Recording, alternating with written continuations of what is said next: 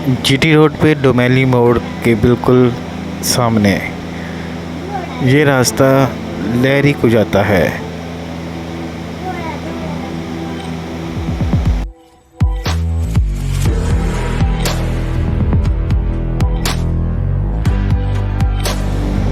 यहाँ बहुत से छोटे बड़े गांव आते गए, लेकिन हमारी मंजिल लहरी थी, बल्कि लहरी से भी आगे मंगला डैम थी।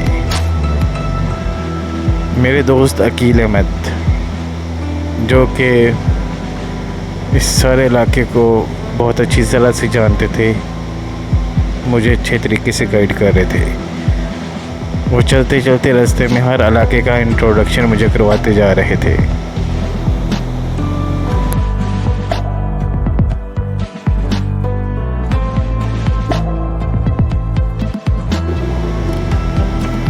यहाँ से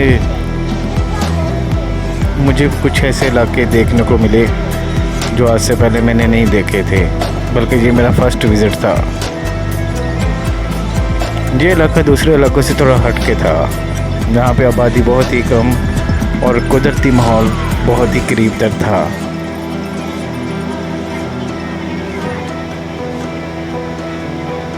सफ़र क्योंकि दिन का था, इसलिए कई जंगली जानवरों से हमारा पाला नहीं पड़ा। अगर यही सफ़र रात का हो तो शायद मेरे ख्याल में हमें बहुत सी जंगली जानवरों की आवाज़ें भी सुनाई दें और शायद किसी से पाला भी पड़ जाए।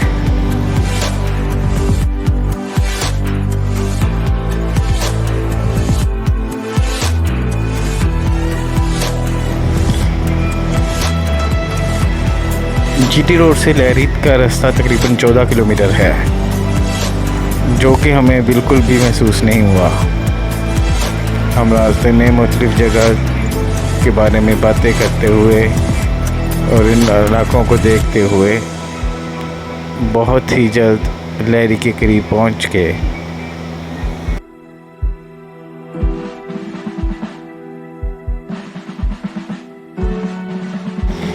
यह इलाका जेलम की हदूद में आता है।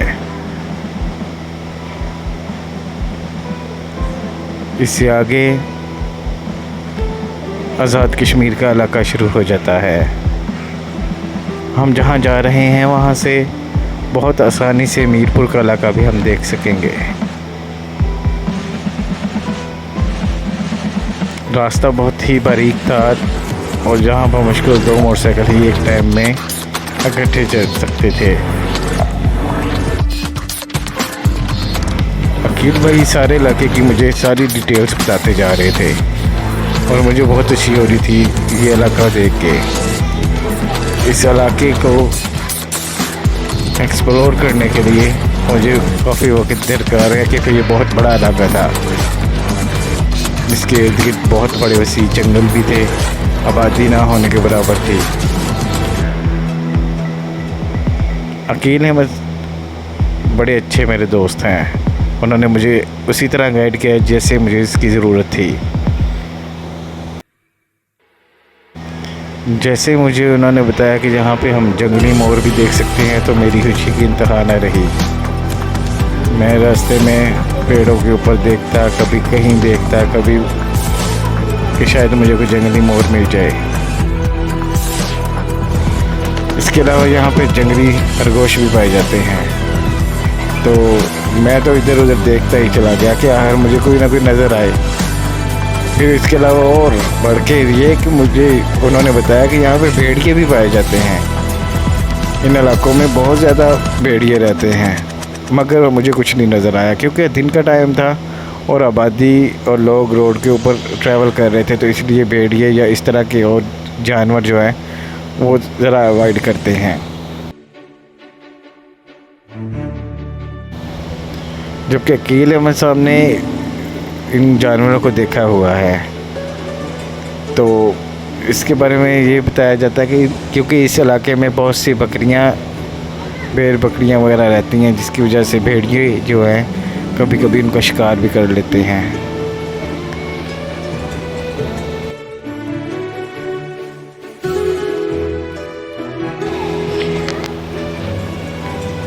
यह इलाका बहुत ही कुदरती है। हम जैसे जैसे आगे चलते गए जंगल घने से घना होता चला गया। हम शहर से दूर और कुदरत के करीब से करीब तर होते गए। अब हमारे चारों तरफ जंगल ही जंगल था। ऐसा रास्ता जहाँ से ना कोई गाड़ी आ रही थी ना कोई जा रही थी, सिर्फ हम दो ही थे। कभी मैं कोई तस्वीरें लेने के लिए अगर खड़ा हो जाता तो अकेले मज़ाब इतनी तेज़ बाइक चला रहे थे और बहुत दूर निकल जाते थे, लेकिन मेरे लिए उनको सर्च करना मुश्किल नहीं था क्योंकि वहाँ पे सिंगल रोड ही था और सिंगल रोड की वहाँ पे ट्रैफिक भी नहीं थी। और मुझे सिर्फ ये थोड़ा सा एक नए इलाके का खौफ और एक तजस्सुस भी था, लेकिन ये मेरे लिए बहुत ही एक्साइटेड टाइम था। यहाँ मुझे बहुत कुछ सीखने को मिला, बहुत कुछ देखने को मिला और मेरे लिए एक्सप्लोरिंग के लिए एक बहुत खूबसूरत एरिया था। जी, अब जहाँ पे हम आ गए हैं, यहाँ पे वो कहते हैं कि मोर अमूमन नज़र आते रहते हैं। छोटे पौधों के ऊपर बैठे हुए मोर अपने नेचुरल माहौल में बहुत ही खूबसूरत लगते होंगे।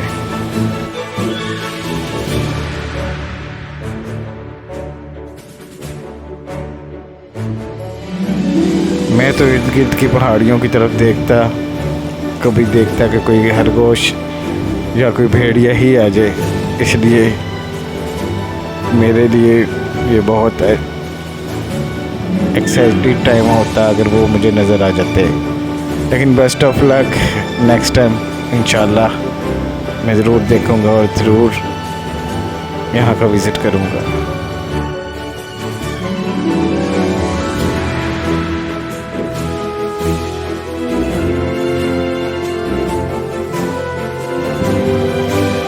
यहाँ कुछ आगे चलते हुए हमें एक रोड मिला जो भी ज़ेरे तमीर था। वहाँ पे भी मट्टी वगैरह पड़ी हुई थी और लोग इसकी तमीर कर रहे थे, लेकिन हमें आगे चलते रहना था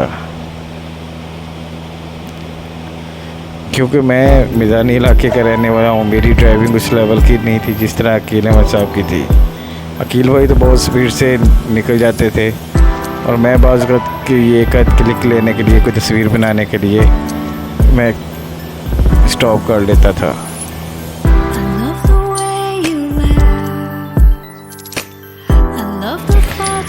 ये बहुत ही खूबसूरत इलाका था।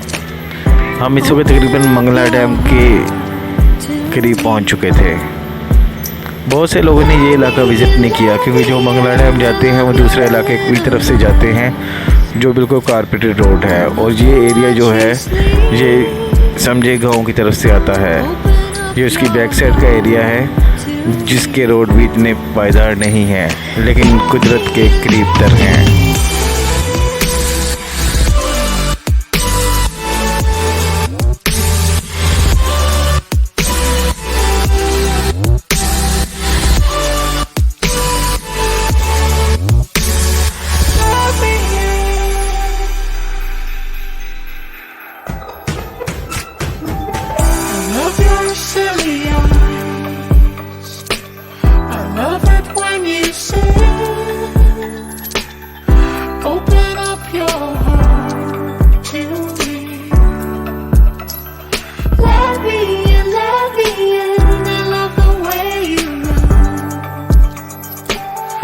जी, अब रोड बहुत साफ़ सुथरा मिल गया है। अब यहाँ में थोड़ी साइड पे हमने एक गियाहिस्तान की तरफ को चलना शुरू कर दिया।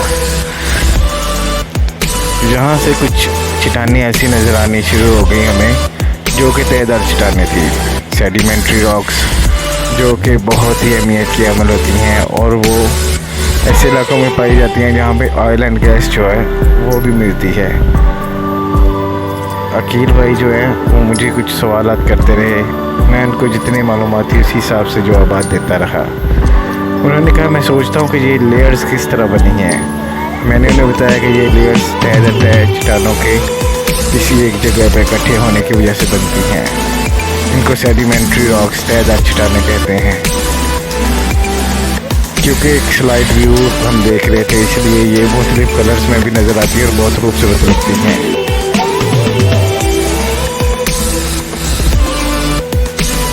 ये इलाका मंगला डैम की बैक साइड है। वो नीचे बारीक सा रोड अंदर जो जाता है वो एक बिल्कुल मंगला डैम के पास एक गांव है, वहाँ तक हमें ले जाएगा। मगर हमारी ये मंजिल नहीं थी, हमारी मंजिल इससे भी आगे थी।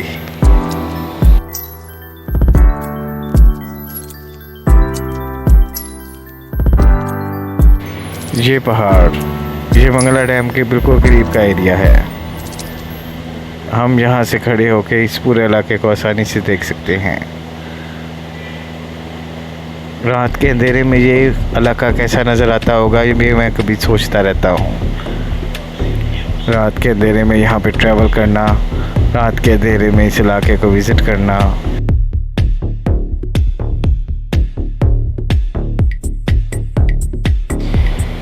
ये वो इलाका है जहाँ पे मंगला डैम का पानी भी कई मरतबा आगे तक आ जाता है।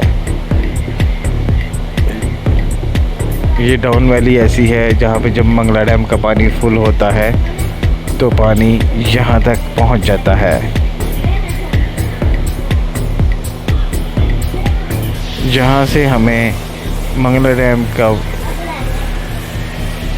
सारा व्यू बहुत आसानी से नज़र आ रहा था, बल्कि उसके पार मीरपुर के गांव वो भी अभी बड़ी आसानी से नज़र आ रहे थे।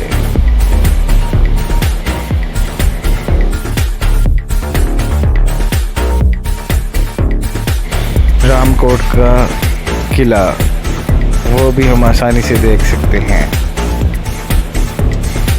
ये व्यू बहुत ही खूबसूरत था।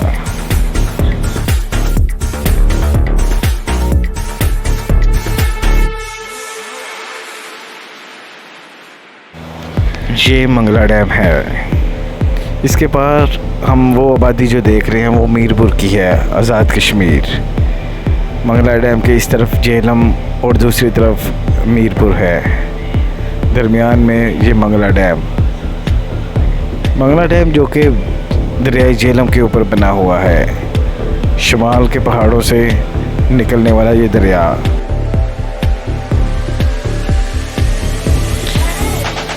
मंगला डैम में आके एक मरतबा अपना वजूद ख़त्म कर देता है, लेकिन जैसे ही मंगला डैम ख़त्म होता है तो दरिया फिर अपनी रवानी के साथ अपना वजूद कायम करते हुए दूसरे शहरों में बहता चला जाता है।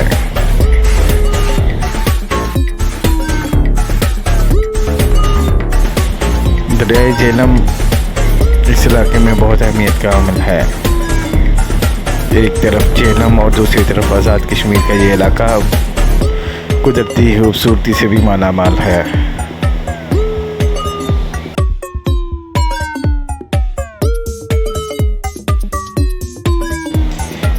जबकि मैं इधर खड़े होकर यही सोच रहा था कि यहाँ पे भी कहीं ना कहीं जंगली मोड़ नज़र आ सकते हैं। यहाँ पे आज़ाद कश्मीर में एक रामकोट का किला भी है जिसको हम बआसानी देख सकते हैं।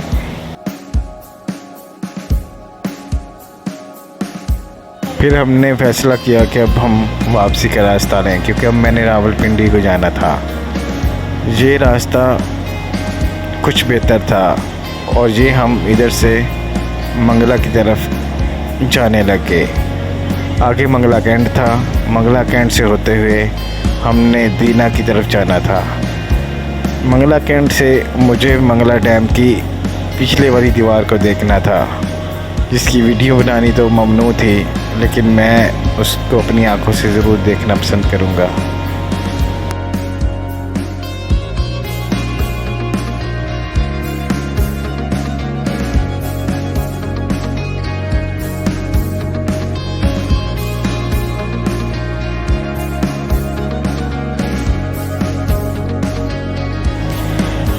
मैं थोड़ी देर खड़ा क्या हुआ तो वकील साहब तो बहुत ही आगे निकल गए, नज़रों से ओझल से हो गए और मुझे नहीं पता वो कहाँ पहुँच गए।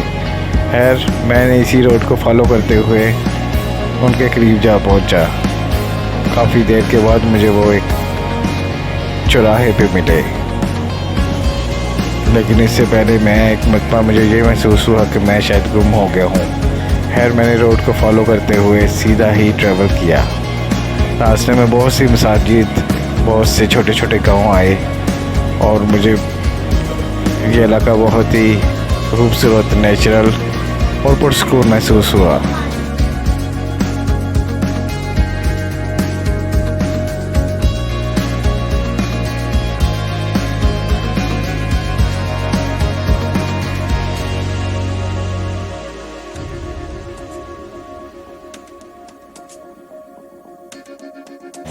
हम मंगला डैम के करीब एक किसी गांव में पहुंच गए थे। मुझे इसका नाम तो नहीं पता था, लेकिन हम यहाँ पे पहुँचे थे। ये हम बिल्कुल डैम के करीब पहुँच चुके हैं, क्योंकि पहले हम किसी पहाड़ के ऊपर खड़े होकर हमने इसका व्यू लिया था, लेकिन अब हम नीचे डाउनवर्ड्स उतर के और मंगला डैम की जानब रवाना हो गए। मंगला डैम से जो मंगला कैंट आर्मी का एरिया है आगे वो शुरू हो जाता है। उसके बाद एक तवील सफ़र। जी, ये वो एरिया है जिसकी मैं कह रहा था कि मैं देखना पसंद करूँगा। ये वही दीवार थी। खैर मैंने अपना सफ़र कंप्लीट किया। ये सोहावा का इलाका है। सोहावा गुजरात से होते हुए मैं रात के वक़्त रावलपिंडी पहुँच गया। रावलपिंडी की अपनी रौनकें मुझे वेलकम कर रही थी। गीगा मॉल,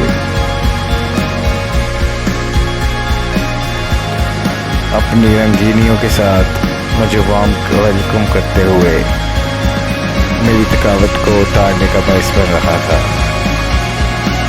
अब चाहते ही मुझे होटल में रुकना था, सोना था और कल के लिए प्लान करना था कि कल को मैंने कहाँ जाना है। कल को मेरा प्रोग्राम इस्लामाबाद में सामने को डायनो वैली वगैरह को विज़िट था।